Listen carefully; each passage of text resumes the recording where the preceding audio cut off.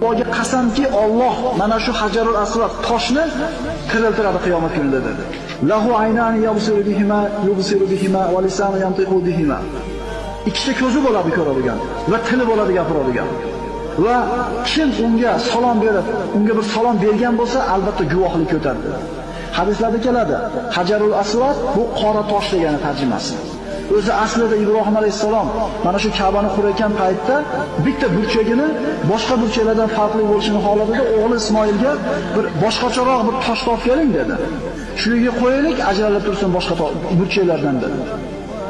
Ismoil alayhisalom bir aylan topolmasdan qaytib kelganda, Ibrohim alayhisalom oppoq tosh to'shiga o'rnatib, devorni donlib ketayotgan birov urishdi. Otajon, kim olib keldi buni deydi desa, Jibril olib keldi.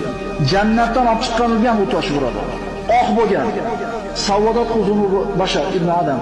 Rasululloh sollallohu alayhi vasallam aytdi, odamlarning gunohlari uni qoraytirib tashladi deydi.